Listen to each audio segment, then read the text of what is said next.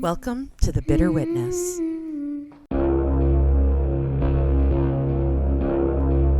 Don't be scared. Hello, welcome back.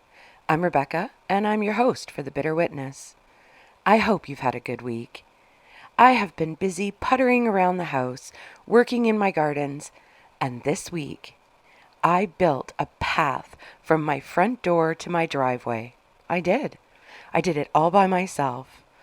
I dug a giant trench across my front lawn, raked it smooth, threw some all-purpose bedding down, stamped it down, and then took many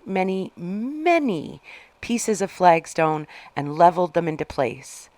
Then I lined the path with some beautiful stones. It may not look perfect to anyone else, but to me it is the best damn path in the world. I still have to put a little more bedding down, which is really just little pebbles, and then the best path in the world will be complete. My arms feel like Gumby's arms, and my knees and back are crying in pain, but I did it all by myself. I've also been working in the backyard and, of course, weeding all my gardens, in between working on the path. So today I decided to forego the morning garden work and just stay inside and allow my poor old body to rest. A listener sent me an email this week. I was so excited to get mail. You can send me an email anytime you want if you have a question or maybe a suggestion for a future episode. Just send it to thebitterwitness@gmail.com. They asked why I say get your pap test done at the end of each episode. And I'm not sure if I've ever explained this, maybe in an earlier episode, but I say it for two reasons. The first is that I don't want anyone to lose anyone ever to cervical cancer. And the second is to say hi to my bestie Carol, who I lost 5 years ago, and pay a little tribute to her. Carol and I were friends in high school.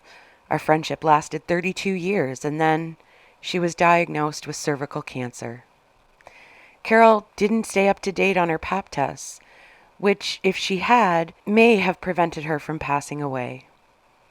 My heart actually broke when I lost her, so I don't want anyone to ever feel that heartbreak, especially from something where it may be possible to prevent. So get your pap test done, and fuck cancer. Well, that's about it from my little corner of Ontario. Let's get the business out of the way, shall we? If you like this episode or any episode, please head on over to the Patreon page and give the show some love. For less than a bucket of pebbles, you can help me continue bringing you episodes each week. You can also support the show on Spotify, and don't forget to give the show a 5-star review over on Apple. Apparently it helps the show in the algorithm, which conjures up a vision of Al Gore rocking out to Bill Clinton playing saxophone. And I don't know why. Like, follow, and share the show on whatever platform you're listening to. Stop by our Facebook page and leave a comment, or share a post with everyone you know, or don't know for that matter. Everyone is welcome here. That's enough of the business. Let's get to this week's case. The dogs are not sleeping behind me, but instead sleeping by my feet today. So Puppy ASMR will be brought to you by both Miley and Piper. Grab a cup of tea, drop a shot of something stiff in it, 'cause we are about to discuss horrific shit.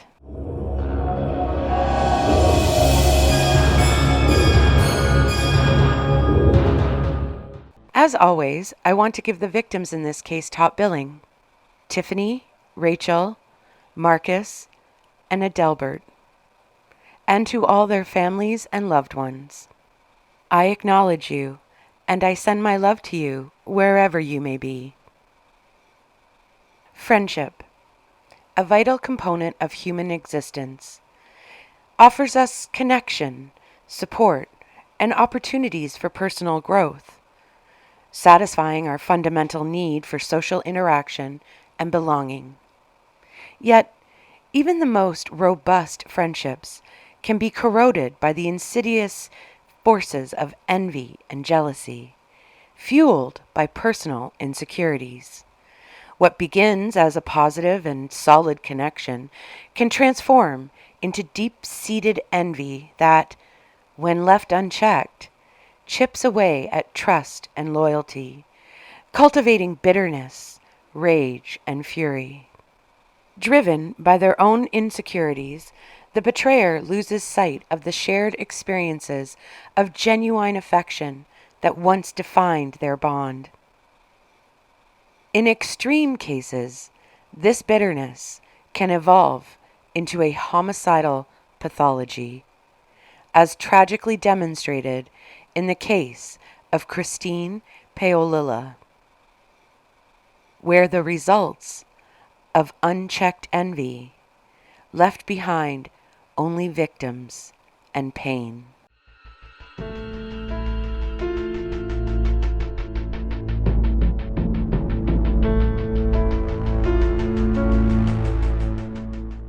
Clear Lake, Texas, July 18th, 2003.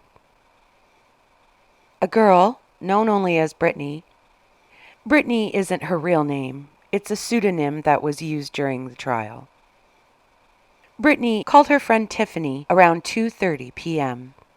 But Tiffany's boyfriend Marcus answered Tiffany's cell phone.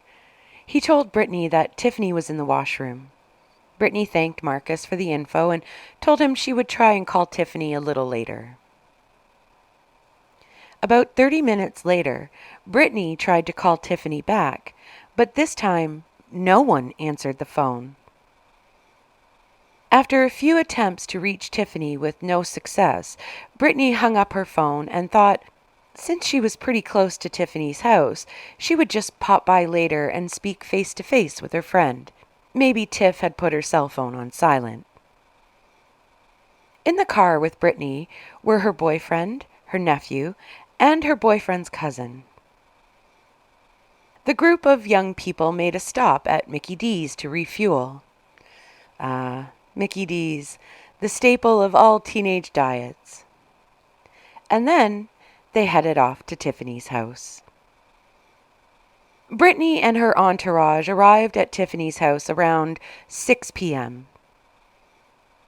When they pulled into the driveway, they saw both Tiffany and Marcus's cars in the driveway. Brittany thought it was strange that both cars were there, but no one was answering the phone. She got out of the car, walked up to the door, and rang the doorbell. Only deafening silence came from the other side of the door. Brittany rang the doorbell again. Nothing. She rang it a few more times.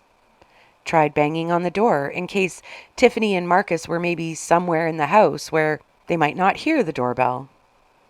She tried to look through a window, but still, no movement, only deafening silence. She went back to the front door and started banging on it again. She was banging on the door so hard that the door actually opened a little bit. Brittany pushed the door open and entered the home. As she entered the living room, she found the horrifically bloody bodies of Tiffany Rowell, 18, Rachel Kolorodis, 18, Tiffany's boyfriend Marcus Priscilla, 19, and Marcus's cousin Adelbert Sanchez, 21. Brittany, in complete and utter shock, ran out of the house and screamed to her boyfriend that he needed to call the police. If you ever find yourself in this situation like poor Brittany, where no one is answering the door of a house that you are pretty sure there's people inside of, please don't go in. Just call the police and ask for a welfare check. No one, young or old, needs to find their friends in this type of state. Can you say infinite PTSD? When police arrived, they walked into a slaughterhouse. There were bullet holes everywhere, and everything was soaked in blood. 4 victims were found inside the living room of the house. On the sofa was a male and female victim. Behind the couch was a male victim lying on his side. And just inside the door to the living room was a female victim laying on her stomach. Investigators stated that by the way that the victims were positioned, there didn't appear to be any alarm, as if they were taken by surprise. The television was on, and the male body on the couch was sitting with his feet on a footrest. It seems as though the teens were literally just chilling, hanging out when they were murdered. Let's find out about our victims. Tiffany Nicole Rowell was born April 24th, 1985, in Travis County, Texas, to Chester and Sally. Tiffany was a beautiful girl and had a heart just as lovely. She and her bestie Rachel were very popular in high school. Tiffany's mother Sally had passed away from cancer in 1998. Eventually, Chester would remarry, and he and Tiffany were going to be moving into the home of their new stepmother in Manvel, Texas. But Tiffany only had 1 year left of high school at the time, so Chester agreed to let Tiffany stay in the home in Clear Lake until she was finished. Tiffany has been described as very friendly, lovable, and always had a radiant smile on her face. She and Marcus had been dating for 3 years, and the two were very much in love. Marcus's stepfather stated in an article for the Houston Chronicle, it was obvious that they were very happy, and their happiness was contagious to the people around them. Tiffany was the female victim found sitting on the couch. Rachel Kolorodis, I think I'm saying that right, was born November 20th, 1984, to George and Anne. She had 2 sisters, Tiffany and Samantha, not the Tiffany that we just spoke of, a different Tiffany, and a brother, Justin. When I say that Tiffany and Rachel were angels, I mean they were awesome human beings. Rachel is described as a diligent worker, loved her country, and was thinking about joining the Air Force. She was about to attend college, loved children, and would babysit neighborhood kids, and worked as a youth counselor at a summer camp and vacation Bible schools. Rachel had a sensational smile and a quick wit, and was fun to be around. She was the apple of her mother's eye and her daddy's little girl. Her mother, Anne, has stated, "She was my precious daughter and a tremendous source of joy in my life." Oh, my heart. Rachel had recently moved in with Tiffany at the Clear Lake house. The girls were about to embark on the best summer of their lives and then head off to college or whatever life had planned for them. They were excited. But the summer wasn't going to be all partying and having fun. According to the article in the Houston Chronicle, the girls had gotten jobs as bartenders and waitresses at a topless bar in town called Club Exotica. Friends said that they were bartenders and waitresses because they were just too shy to dance with their tops off. Now hold on, Karen. Before you lose your shit and start calling these 2 angels down, just because they are waitressing at a topless bar doesn't mean they aren't as wonderful as the descriptions I just gave you. I see this as brilliant on Tiffany and Rachel's part. If you want to make money to stash away for college, you find a high-paying job, and waitressing at a topless bar is probably one of the highest-paying jobs an 18-year-old could find. Do you know how many women have paid for their higher education by working or dancing in these types of clubs? Hundreds. Thousands. Girl, if I had the body to do this, I'd be up there shaking my ass just as much as it would shake. But luckily for the general public, that will never happen now. Trust me, with the way this old body has bubbled out after each kid, if I was ever to take the stage for a nudie dance, people could get hurt. At the very least, the trauma. Marcus was attending San Jacinto College, where he was finishing his coursework for an automotive technology certificate. In the fall, Marcus was going to be pursuing a business degree, and he was doing all this while working as a waiter at Landry's Seafood House. Marcus loved working on his car and spending time with his family and Tiffany. Marcus's stepfather, David Groenwold, I hope I said that right, my apologies if I didn't, stated in an article that Marcus and Tiffany were very close to each other and spent as much time together as they could. We knew Tiffany very well and thought the world of her. Adelbert Sanchez was born May 12, 1982. His stepmother, Maricela Sanchez, stated in the article in the Houston Chronicle that Adelbert was very close to his father and me. We had that special love and communication as parents do with their children.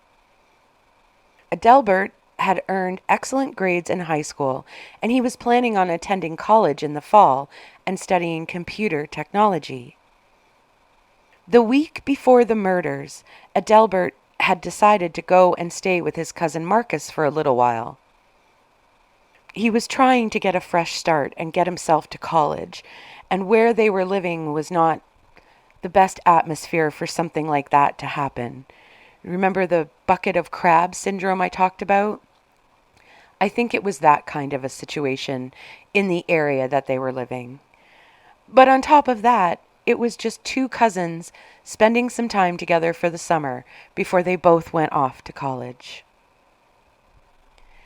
On the evening of July 17th, Tiffany and Rachel had worked at the club, and Marcus and Adelbert had gone to a party. The four arrived home early in the morning of the 18th. Two other friends from the party had come back to Tiffany's place with Marcus and Adelbert, but they had left the house long before 3 p.m.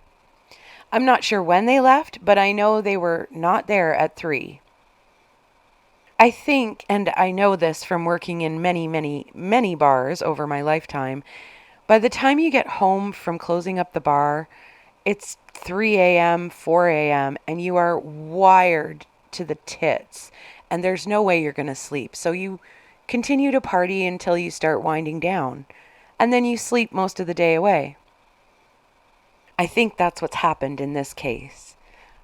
Personally, I think that the four young adults had woken up probably 1:30 and were just chilling.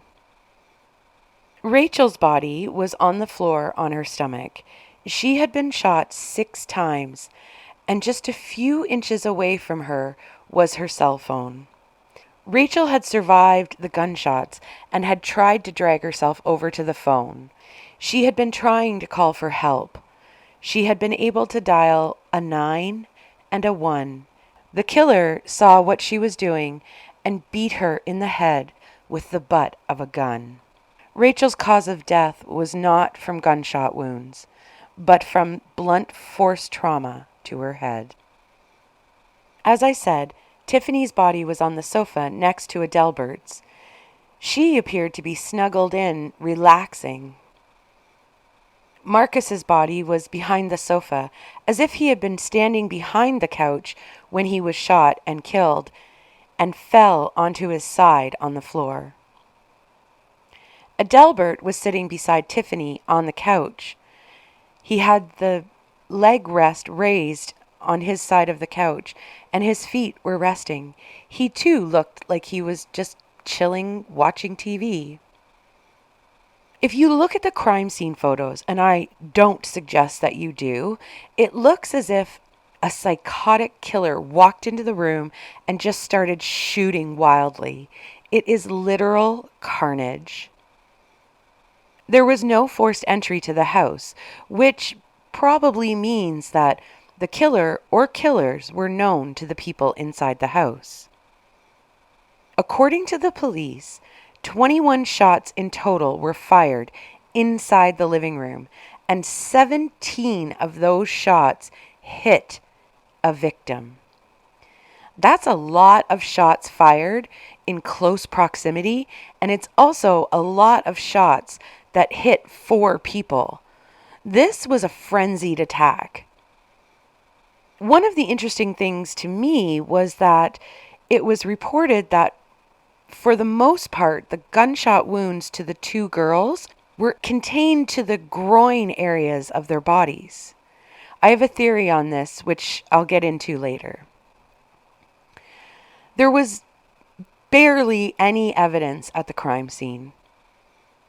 There were shell casings from 2 separate guns, a 9mm and a .38 caliber, which, according to the police, led them in the direction that there was 2 killers.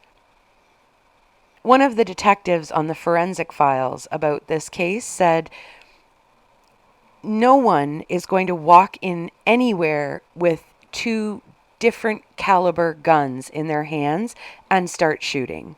It just made more sense that there were 2 shooters. Police canvassed the neighborhood and started asking if anyone saw or heard anything on the day of the murders. The couple who lived right next door to Tiffany, named the Lackners, told police that they had seen a young couple dressed all in black walking down the street the day of the murders, in the afternoon. They thought it a little odd because of Houston heat in July. They watched the young couple walk into Tiffany's home. The Lackners stated that the young woman had a black and white bandana covering her head. With the help of a forensic artist, a composite sketch of both the young man and the young woman was created from the description of the Lackners. Police wanted to speak to the young couple who were seen entering and leaving Tiffany's house on the afternoon of the murder. I know criminals are dumb, but with all the movies and all the true crime things that are out in the world today, people dressed in all black are usually up to no good. I mean, this is like someone wearing a giant trench coat in August. You know there's a shotgun under that trench coat. Why do people continue to do this, is my question. Why don't you try and blend in with the aesthetic of where you are or where you're going to be committing a crime? It just proves to the incompetence of these 2 potential killers. Witnesses, at the very least. Anyway, moving on. Police discovered that Marcus and Adelbert dabbled in selling drugs. I did find some reports that the boys were selling cocaine and ecstasy, but I also found more reports saying that they weren't really high-rolling dealers or anything like that. The majority of what I could find just said they were most likely low-level neighborhood dealers, meaning they would sell some small amount of drugs to people they knew. But my assumptions have been wrong in the past, and really, it doesn't matter all that much now, does it? Something interesting that came up in the investigation was that Adelbert's family had some weird connection to the Mexican mafia, and at one point the police thought perhaps this was like an execution style thing for the Mexican mafia. But it proved not to be the case, and they moved on from that theory quite quickly. Police took the composite sketches that they had to the high school and started to ask friends of Tiffany and Rachel and Marcus if they recognized either of the people in the sketches, but for some strange reason, neither sketch rang any bells for anyone. Sadly, the case would go cold. Despite the composite sketches, there was no information on either of the young people dressed all in black that visited the home on the day of the murders. Rachel's father was not going to sit idly by and let justice escape his family, or the families of the rest of the victims. He was able to raise $100 $100,000 for a reward for information leading to the arrest of the killers. He was also able to get the composite sketches up on a shit ton of billboards around the Clear Lake area. But even with all this, there were still no new leads in the case. 3 years goes by, and the case is still cold, and no one has been brought to justice for the murder of these 4 young people. Then a phone call came in to Crime Stoppers. The man wanted to remain anonymous and told the operator that he recognized the female in the composite sketch from the billboards. He stated that he had met the girl in drug rehab and that she had bragged to him about killing the 4 young people in Clear Lake. The caller then gave the operator the name Christine Marie Paolilla. The caller told Crime Stoppers that Christine had said that she and her boyfriend at the time had shot the 4 people and that one of them had survived the gunshots and was trying to dial 911, and that Christine beat the victim with the butt of her gun until the girl was dead.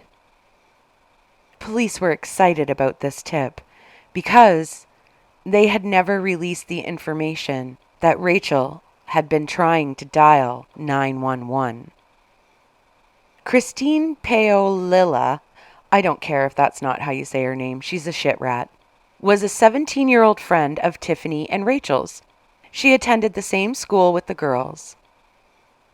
Christine had been voted Miss Irresistible by her graduating class, which is a cute title to receive. I was voted most likely to marry and divorce, marry and divorce, marry and divorce the same guy, so I would have taken Miss Irresistible over that. But I showed them married and divorced once, and that was it. Christine Paolilla was born on March 31st, 1986 in Long Island, New York, to Charles and Lori. Lori was a homemaker and Charles worked in construction. In 1988, when Christine was just 2 years old, Charles was killed in a workplace accident. Apparently, a large pile of bricks fell on top of him, which is a horrible way to die. Lori had a real hard time dealing with the loss of her husband and began turning to drugs to cope. Eventually, Lori lost custody of the 2 children, Christine and her brother, and the kids were sent to live with their grandparents. Luckily, Lori got her shit together and was reunited with her kids. She remarried, and Lori and her new husband and the 2 kids moved to Clear Lake, Texas. When Christine was in kindergarten, she was diagnosed with alopecia, which caused her hair, eyebrows, and eyelashes to start falling out. At this point, and because she was just young when this was discovered, it must have been her mother or grandmother who did this to her, but Christine began wearing wigs and having her eyebrows drawn on with makeup. And these weren't good wigs. They were like cheap Halloween wigs or Temu wigs or cheap wigs for women. And this is a 5-year-old. Christine was also severely nearsighted and had to wear really thick glasses, like Coke bottle lens glasses. So you can imagine what that made this kid look like, and I'm sure you can just imagine what happened. She was relentlessly bullied, to the point where kids would yank the wigs off of her head and laugh at the patches of hair underneath. Now, I want to make this clear. I feel sorry for this little girl, not Christine, the 17, 18, 20-year-old that we meet later in life. I hate bullying so much. You know, if a child is different by way of a medical diagnosis or whatever, whether it be a physical condition or a mental condition, maybe don't try to hide it.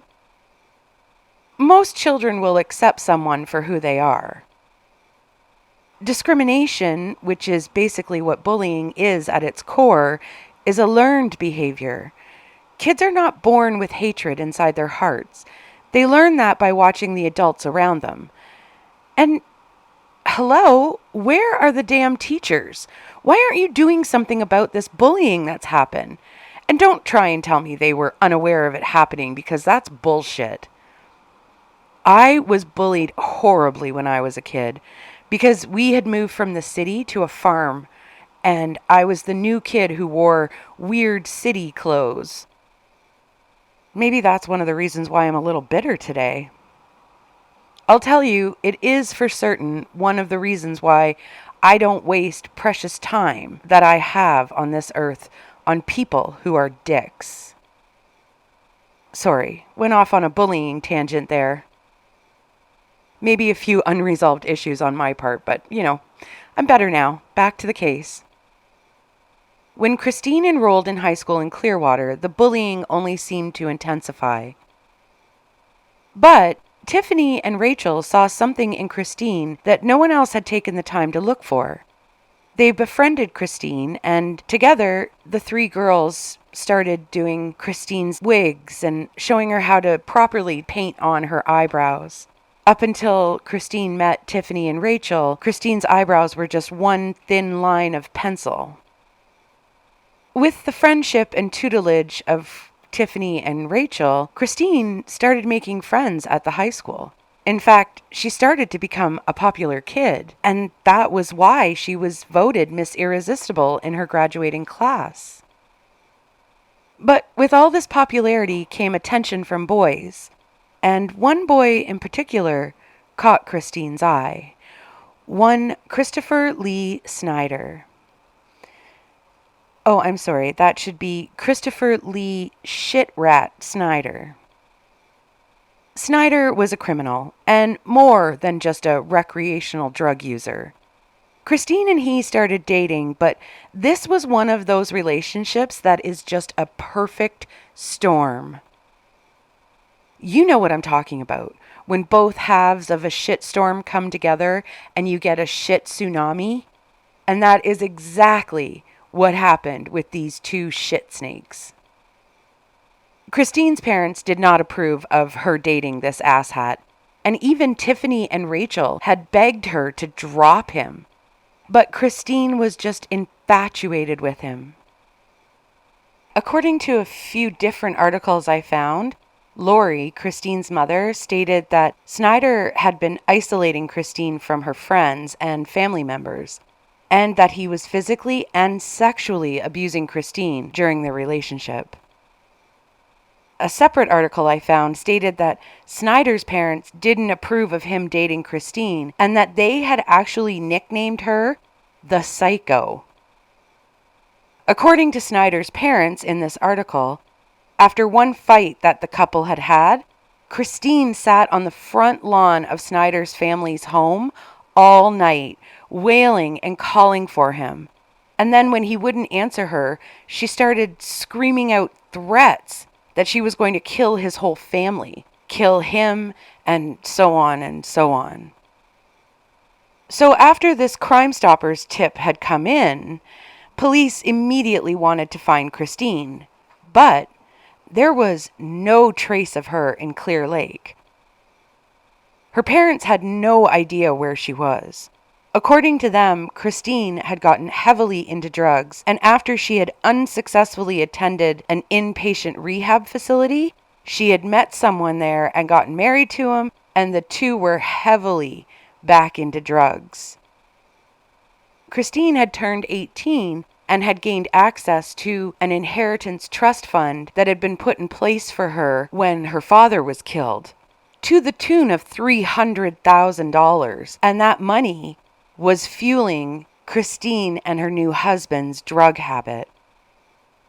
The detail about Rachel surviving the gunshots and trying to call 911, the police had not released that information to anyone, so only the killer, or someone who the killer had confessed to, would know that information.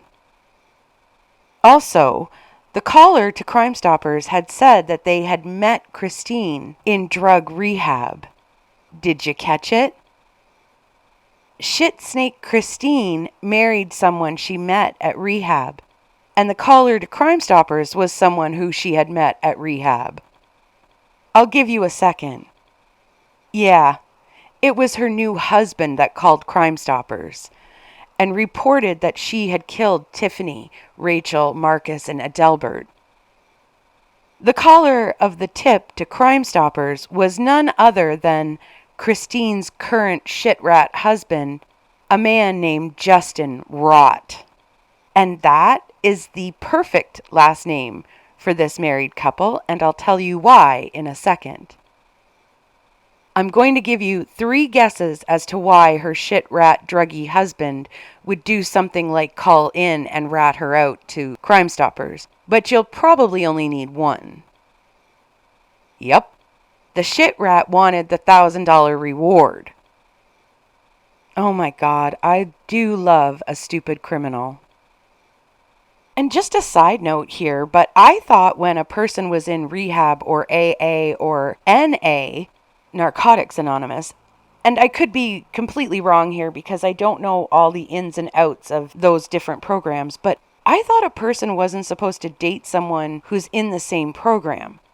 In fact, somewhere in the back of my brain, I thought that one of the rules, per se, was that someone in one of these programs wasn't supposed to date during the program or even for a year after, because the person is supposed to be working on themselves, focusing on bettering themselves.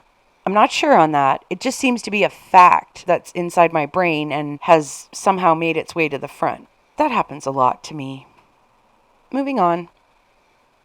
Police informed the victim's family of the break in the case, and Rachel's family realized that at the time of the murders, Rachel actually had a picture of her and Christine inside her wallet. Police used Christine's bank records and followed her ATM withdrawals, and that located the 2 shit rats inside a hotel room in San Antonio, Texas. Christine and Justin Rott had been living there for approximately 8 months. But, and oh my God, this is disgusting, when police entered the hotel room, they walked into a putrid nightmare. Christine hadn't physically left that room for about 6 months, not once.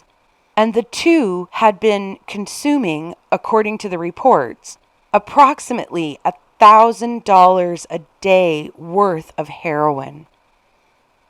And the room itself was a cesspool of dirt, garbage, infection, used needles, blood. If you watch the forensics files on this, you will see police photos of the hotel room. And my God, I would have just lit a match. Honestly, I would have. Police officers who had been tasked with arresting Christine described the room as the most disgusting place they've ever seen. Hundreds of needles used, thrown all over the room, dozens of boxes of new needles, vials upon vials of heroin. There was a mist of blood that had been sprayed over almost every surface inside the room. Doors, walls, chairs, the bed, windows. Ugh, sorry, I just threw up a little in my mouth. Apparently, when either of them had finished injecting themselves with heroin, if there was anything left inside the syringe, they would just push the plunger and shoot whatever was left into the air. And what usually is left in a syringe that has been used to administer a dose of heroin would be a combination of heroin and blood. Oh, grody. Police stated that both Christine and Justin were maybe, if they were lucky, a couple of weeks away from death. She was literally surviving on Ritz crackers and heroin. Christine was taken into custody, and during the interrogation, she stated that she had nothing to do with the killings. that in fact she had waited outside of Tiffany's house for Snyder. She told investigators that Snyder was abusive and that she was afraid of him. And when he told her he needed some drugs, she told him that there were always drugs at Tiffany's house.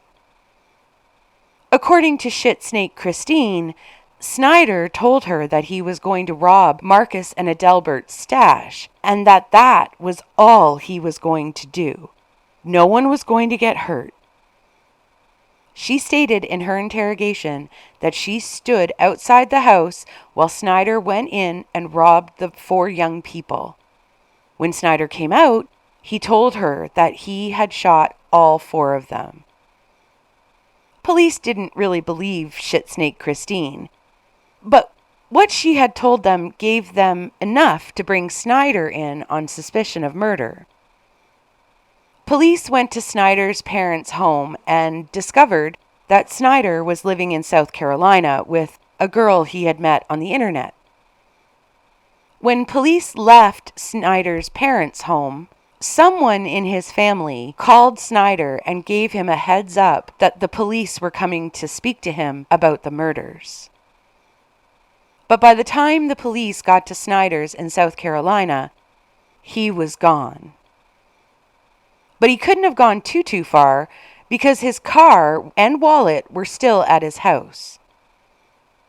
Police started searching for Snyder, and not long after they began, they found his body in a wooded area near his home. He had taken an overdose of prescription pain medications. He decided to take his own life instead of facing what he had done. What a coward. You're not so tough when you have to account for your actions, are you shit rat? Police searched his home, and unbelievably, they found a 9mm gun and a .38 caliber gun inside. The weapons were sent for ballistic testing, and it was determined that these were the 2 guns that had killed Tiffany, Rachel, Marcus, and Adelbert. DNA testing was then performed on the 2 guns, and on the .38 caliber, Snyder's DNA was found, and on the handle and butt of the 9mm, Rachel's DNA was found. Police decided to take another run at Christine in an interrogation room. With the new evidence, she broke and admitted that she was actually inside the house, shooting at the 4 young people. From the DNA evidence, it was clear that Christine hadn't been holding the .38 caliber gun. Otherwise, her DNA would most likely have been found mixed in with Snyder's. That meant that Christine was holding the 9mm, which is the weapon that was used to beat Rachel to death as she was trying to call for help. Christine admitted to being the one who beat Rachel, and she told the police that as she was beating Rachel, Rachel was crying and asked her why she was doing this to her. To which this cold, sociopathic killer said nothing, just continued to beat Rachel until she took her last breath. Shitsnake Christine was charged with 4 counts of capital murder. Her attorneys tried to excuse her part in the murders by introducing the horrible bullying as a result of her alopecia diagnosis, her mother's decline into drug use, the loss of her father, and that she and her brother had been taken away. They said that because of all of these mitigating factors, she was more than likely to turn to drugs and violent behavior. Oh, okay, so if I have a horrible upbringing, racked with trauma, it's okay if I slaughter 4 people, 4 of my own friends in cold blood? And in Christine's case, don't forget, the 2 and only 2 people in the world who were nice to her and only wanted to be her friend. No, I'm sorry, little Miss Shitsnake, but that's not how the real world works. There are thousands of people who had it way, way, way worse than you did in childhood, and they've never slaughtered anyone. Luckily, the judge didn't buy the pathetic sob story and convicted her on all 4 counts of capital murder. But because she was a juvenile at the time the crime was committed, she could not be sentenced to the death penalty. Instead, she received a life sentence with the possibility of parole in 2046. Currently, Christine is incarcerated at the Christina Melton Crane Unit inside a Texas Department of Criminal Justice prison for females in Gatesville, Texas. She is 39 years old now, and a search of the inmate list of Texas shows that the next parole eligibility date for her is July 22nd of 2046, at which time she will be 60 years old. I looked into this because this worried me a little bit. I know it's in 2046 and it's a ways off yet, but it'll be here before we know it. And according to the Texas Department of Criminal Justice website, just because someone has a parole eligibility date doesn't necessarily mean that she will come up for parole. It simply means that the parole board will look at her crime, her sentence, her behavior in prison, plus a whole array of other factors, and then determine if she is even eligible to come up for parole. Over the last 17 years, Christine has submitted many appeals, and luckily every single one has been rejected. So for now, this monster is exactly where she belongs, sleeping on hopefully a lumpy cot inside a 6x8 cell. And I hope she's thankful for that extra room she gets in her cell, because her victims don't have that much room in their coffins. And that, my friends, is the case of the Clear Lake murders.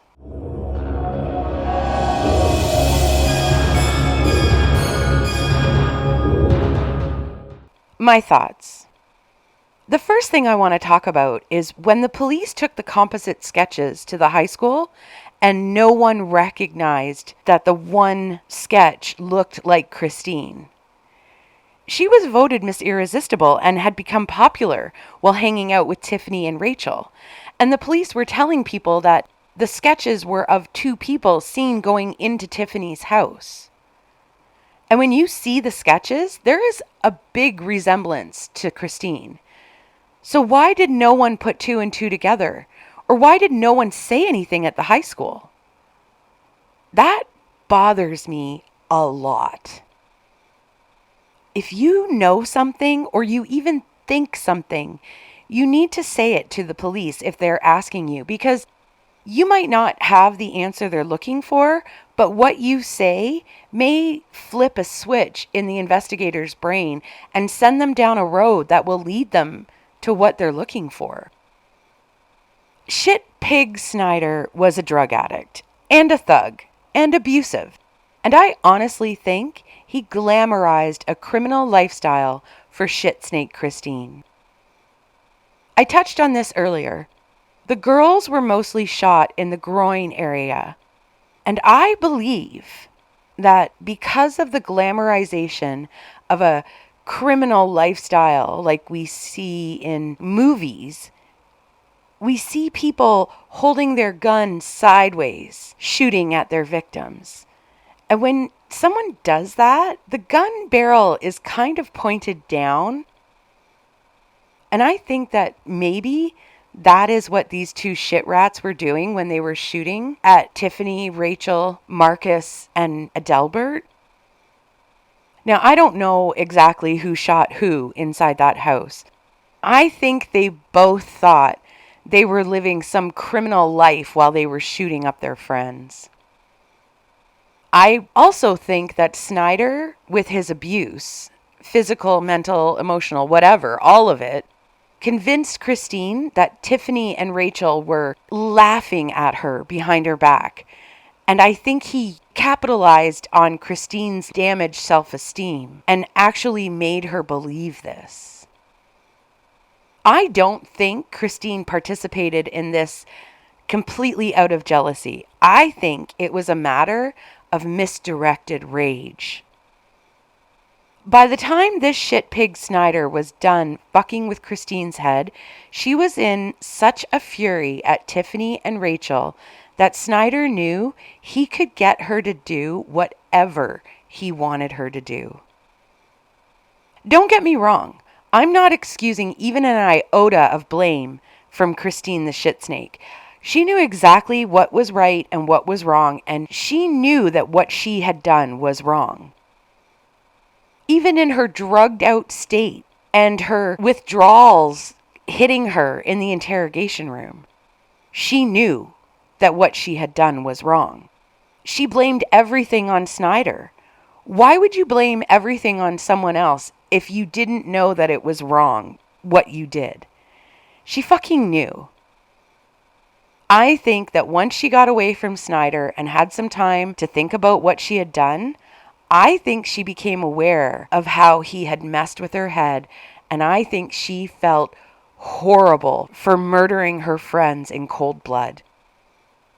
She knew that Tiffany and Rachel had befriended her with pure hearts and that they had become friends with her because they genuinely liked her. I think that is what drove her into her 8-month heroin binge. That and the fact that she had gained access to her $300,000 inheritance from her father's death. Snyder taking the coward's way out only solidifies for me what a bitch he really was. Most people who are abusive are in fact cowards when you get right down to their core. They only seem to have the power over their partner. That is, until the partner takes back their power. Snyder knew he wouldn't do well in prison. He knew he would end up someone's, well, let's just say Snyder would most likely be the belle of the ball in prison, and his dance card would be full.